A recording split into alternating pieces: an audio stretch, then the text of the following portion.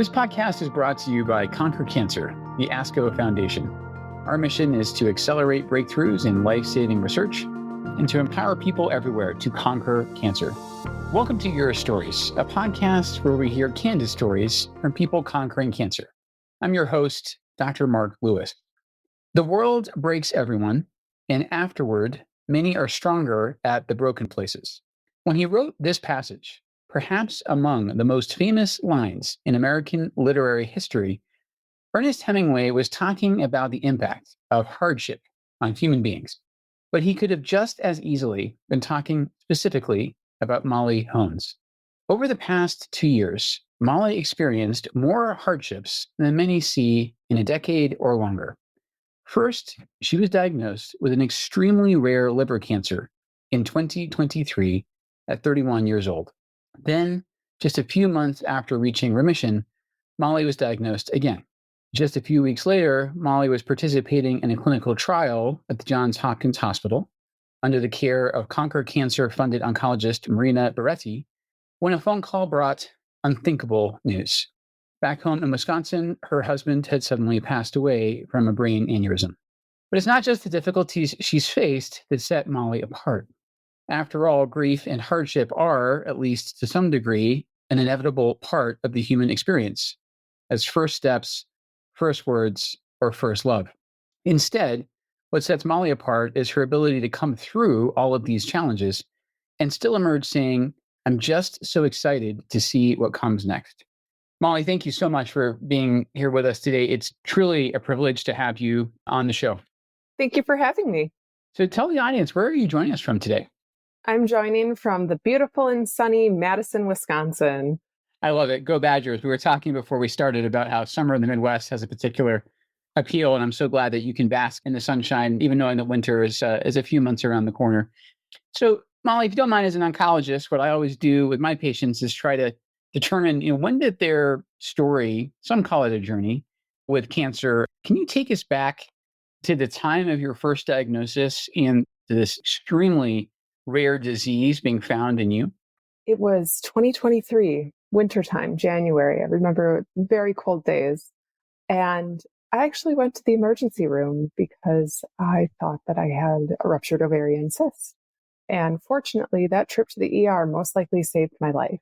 When getting an ultrasound, they noticed a very sizable mass that was growing on my liver. And ultimately, that was a tumor from fibrolamellar cancer. Now, fibrolamellar is a cancer that impacts only 1 in 5 million people. And unfortunately, because this only impacts otherwise healthy children and young adults, most patients don't get diagnosed until their disease is quite advanced. So what we did was we did some monitoring just to ensure, what is this? What's growing? And ultimately, in June 2023, I had a resection surgery where they took out the tumor and also my spleen and part of my diaphragm. After the surgery and pathology reports, I can distinctly remember recovering in my hospital bed and my surgeon coming in and telling me, "You have cancer." At first, I was kind of shocked.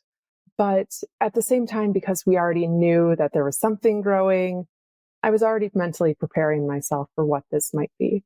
And that summer, I put a bunch of time and energy into recovering from that surgery, making sure that I'm getting good nutrition, keeping up with physical therapy, because I wanted to be in the best shape possible for the fight that was coming.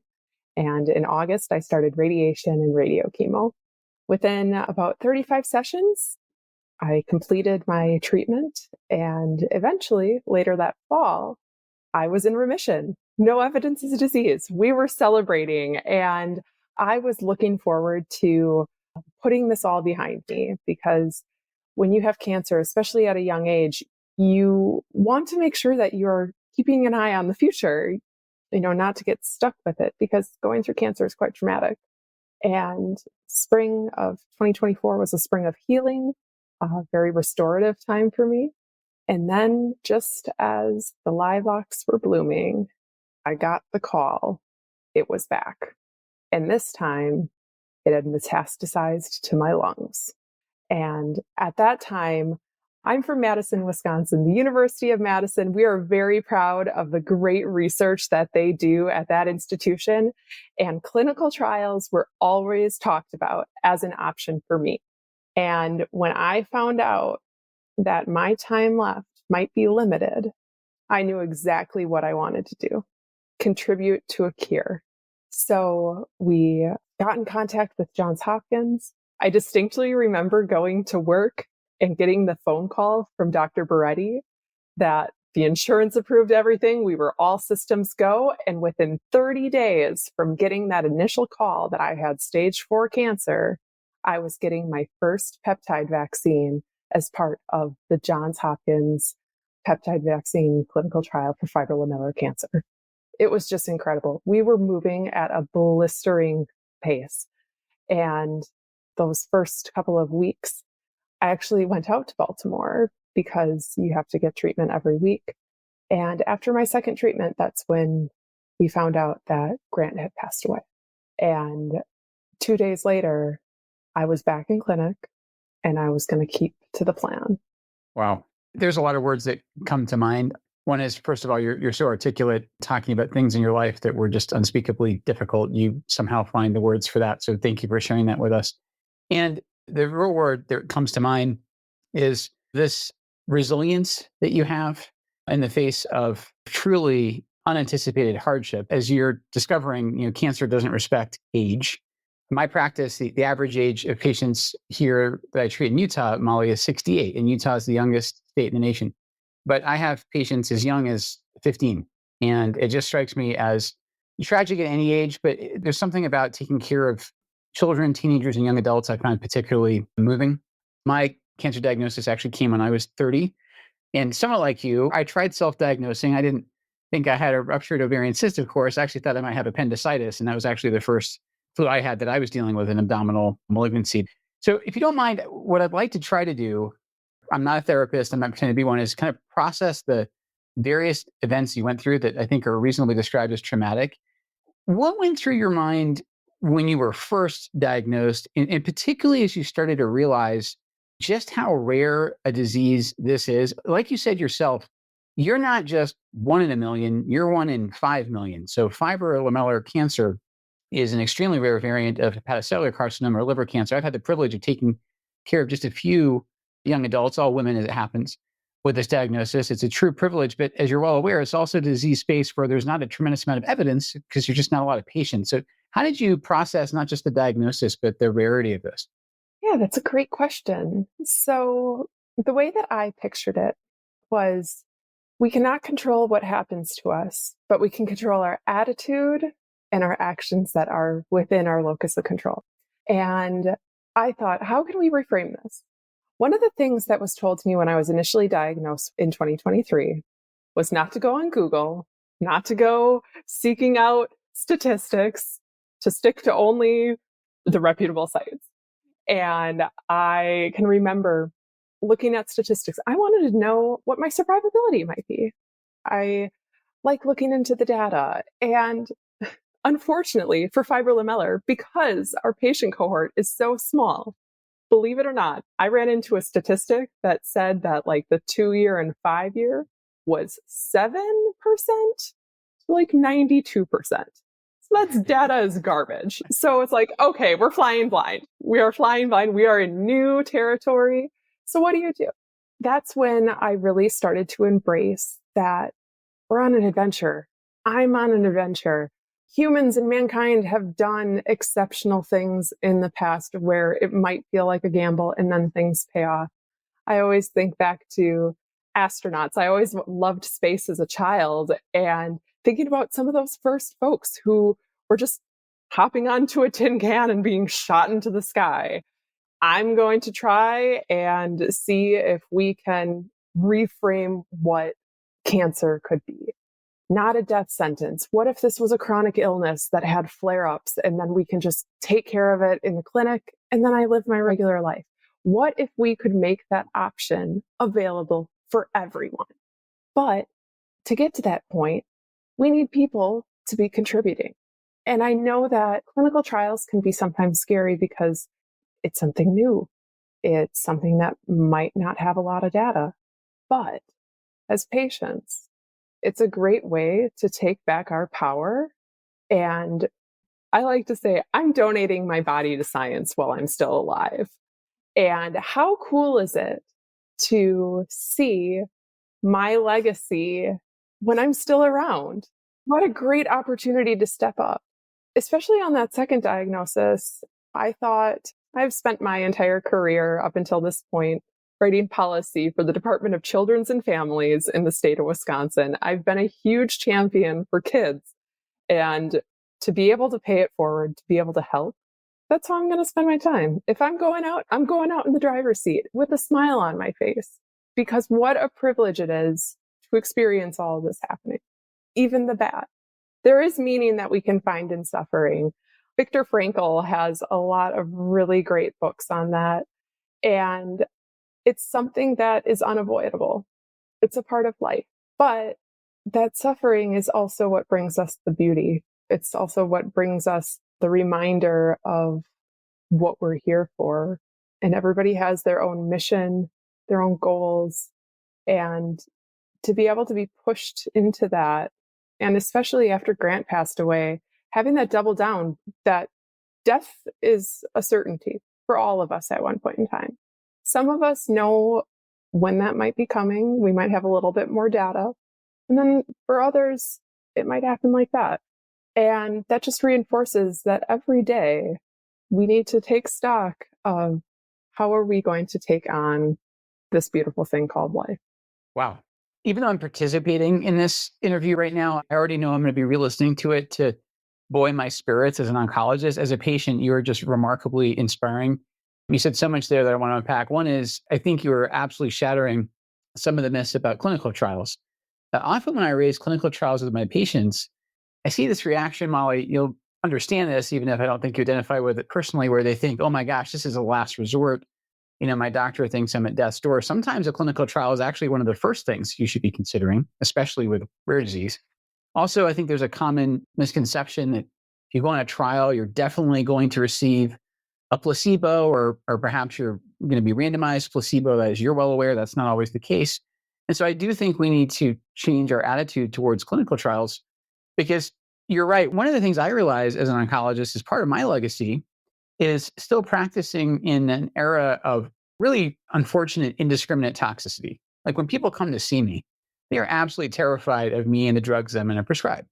And I know when the history books are written, we are going to look back on this era of oncology and just sort of think it was just strewn with examples of folly. I can well picture that chemotherapy may actually become one of the last things that we do in oncology. It might even disappear altogether. But the only way we're going to get there, sort of sheer dumb luck, is through clinical trials and rigorous research. And that, of course, takes patients like you who are willing to participate. So I'll say this, while I'm absolutely delighted that you get to benefit from therapeutic advances, I think it is remarkably selfless of you. And I loved your quote about, you get to give your body to science while you're still alive, and you get to see the benefit of that both personally and for the field. So I thank you as an oncologist. You clearly are a wordsmith. I want to talk to you a little bit about words. So when you went into that first remission, I'm just really always curious about semantics. Did your oncologist, and I'm not saying this as a matter of judgment, did they ever use the word cure with you, or was it very carefully phrased as remission? I think we used it as a way of cautious optimism because we're seeing some of the data coming out, and it's really exciting and it's promising. But with science and terminology, sometimes that takes time to catch up. And when I think of the word cure, it's like, what are we talking about? Are we talking about no evidence of disease permanently? Are we talking about, are we going to treat this of like similar to how we would treat somebody who has IBS or, another chronic disease? Is it no big deal? And I think that when I use the word cure, I think of it as a person who is able to live the life that they want to live, and cancer is not holding them back. I hear stories from other patients with fibrolamellar, with other patients of disease, some of my own family members who are given 6 months to live. 12 months to live, 24. I think I was initially given 26 months, and people are still around 20 years. I met a woman who is a 7-time cancer survivor, and she was, if I can swear, she was a badass. We'll allow it. Yes. It becomes one of those things where I think we're shifting into a new era where we need to be having some conversations about how we're talking about this, how we're talking about when you hear stage 4 metastatic, you think that's a death sentence instantly. But at the same time, there's people out there that are still living their life with it, and not only living a life that they're happy and they have high quality of life, they seem really fulfilled and not fearful. And I think that's one of the things that actually was one of my biggest challenges in my fight with cancer is the mind game, because we have so much reinforcement, not only in the medical community of how we talked about it, or like, oh, both my grandfathers died of cancer. And this is 20, 30 years ago. It's a different paradigm we're in. But then you look at, especially as a young woman, cancer within pop culture. If you have cancer and it's a book, a TV show, or a movie, you are certainly dying and it's going to be a part of the plot. Agreed. We don't need that anymore because it's a disservice to patients who are recently diagnosed, who are having these treatments like immunotherapy, or I think it's the CAR T therapy, where it's like, this is brand new technology and it is changing lives. How can we really boost that and promote that? Because I personally struggled with not having too many role models that I could look to. So I kind of had to turn inward, really lean into stoicism, but also stoic joy and smiling through the suffering, make jokes, have humor. You make a choice to march boldly forward, and it brings along so much development that you don't think you had within you. It brings strength and courage that you don't think you had within you. And I encourage folks, if a clinical trial is an option for you, explore it. Talk to your oncologist about it. Explore your options, because not only are you helping yourself, you're helping others. And how exciting is it to be a part of history? So well said. And I mean, you invoked stoicism like a modern Marcus Aurelius. You invoked modern pop cultural references to cancer. I agree with you, are frankly, I think, often needlessly grim and pessimistic. Like I love John Green, but The Fault in Our Stars paints a very tragic outcome for young adult cancer. And you're definitely part of overturning that stereotype.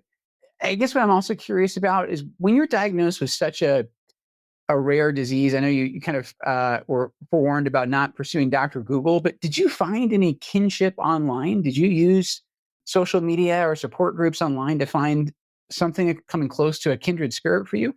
I did. And funny enough, so when you have a rare cancer, there's not a lot of us. Just full stop. There's not a lot. We don't have the big organizations. We don't have the specific month. Ours falls under the liver cancer umbrella, of course. But one of the challenging things is like, what do you do? How do you find community? And I actually found community online through a hashtag. I just started posting about my experience. I started going online on Facebook, on TikTok, on Instagram, just to see if there was anybody out there. And I ended up finding a very amazing and active Facebook group called Fibrolamellars of the World Unite. And there's only 800 of us in there, of patients and families. And that was kind of shook me to my core of realizing this might be all of us, or a good chunk of us. One of the things that I want to do is, if there is a person out there with fibrolamellar, or if they have rare cancer, I really encourage you to get involved with the community so you don't have to go through it alone. Back in 2023, during those first couple of months, I was going through it alone. I felt so much despair because I didn't have anybody to talk to about it. I could talk with other young folks, but it's like having a rare disease, it just kind of breaks your brain a little bit. And finding that camaraderie helped me keep going. But also, I got to say, we make some pretty great cancer jokes in the Snapchat, and comic relief sometimes is what everybody needs. I think there's something to be said about approaching hard things with humor. Yes. Oh, man, so much to unpack again. Very briefly on that last point, I'll work backwards. I had a medical student in my clinic last month. And at the end of his rotation, I asked him what I ask all the students is, what really surprised you about your experience? And I think you'll like his answer, Molly. He said, the two things that surprised me the most, Dr. Lewis, were the hope and the laughter. I don't think he actually expected much levity in a cancer clinic. And I'll be honest, it's the patients that are usually buoying our spirits as much as vice versa. In regard to your comments about rarity, I'm starting to feel garden variety on my side of this conversation because my condition has an incidence of about 1 in 30,000. So I'm a dime a dozen compared to you and your fibrolamellar brothers and sisters. But I'll say you're right. Membership in these communities, it's like the clubs we never wanted to join. But the privilege of membership is really hard to put into words. And you said it yourself. I think it's a wonderful sort of way to inoculate yourself against isolation.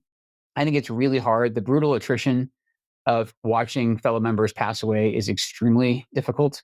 On the other hand, other people's experience may lead you, for instance, to what you've already spoken about, to clinical trials or at least treatment opportunities you might not have known about otherwise. So I think that's really, really important to advertise to folks. No matter how rare the disease, there's almost certainly someone or some people you can find, particularly online these days, that are going through something similar. And then they've gone down the road a little bit ahead of you. Maybe they can signpost the way that's right for you. I want to go back to another word that you just used or have used early in the conversation, I think probably pretty purposely, and that word is grief. What I see, Molly, in my practice is when someone's diagnosed with a cancer, especially if they assume it's going to be a death sentence, but sometimes even not, I see them go through the Kubler-Ross stages, typically starting with denial or disbelief, and then sometimes a period of anger. Sometimes that's directed towards me. I understand that.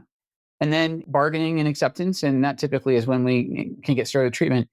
Because you've been through so much as such a young person and with this horrific and unforeseen loss of your husband in the middle of this, is grief the right way to articulate your experience with either initial diagnosis or recurrence? And how does it differ from the understandable bereavement that you would experience after the loss of your spouse?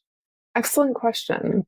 As far as grief goes, I think it's important to remember that the grief stages don't always come in order. And it's not restricted to a time frame either. So with cancer, it really didn't hit me until after I hit remission, interestingly enough. And it was more of, and this is back in 2023, it was more of, okay, I just went through this. I might have to go through it again. What can I do and how can I work with my team to set myself up mentally for resilience, for that long haul, for a fight? Because fibrolamellar has a pretty high rate of recurrence.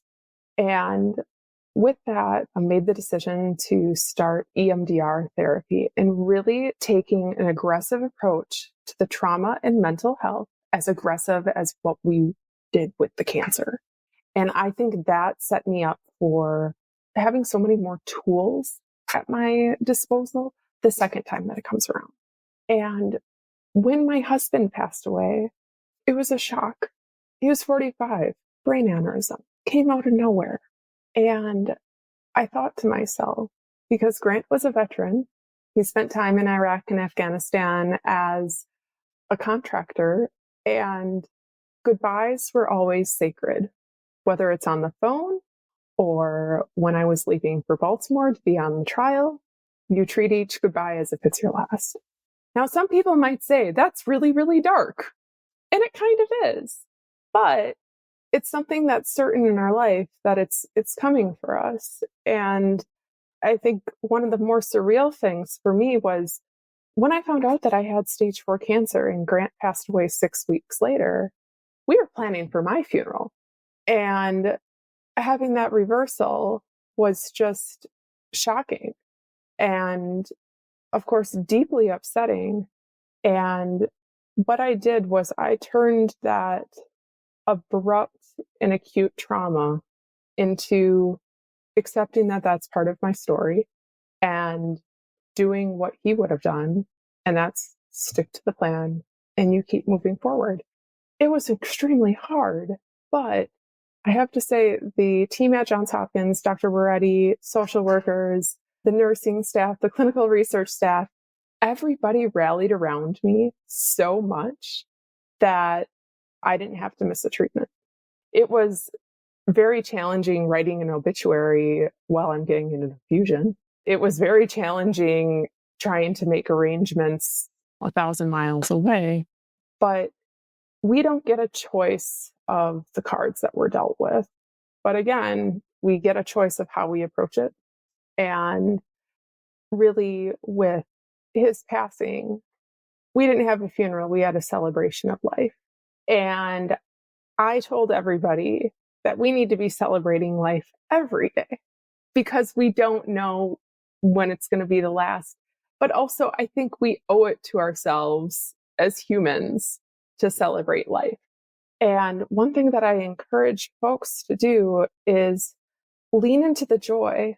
Remember why we're doing this and move at the speed of the light that's in our hearts and just keep going.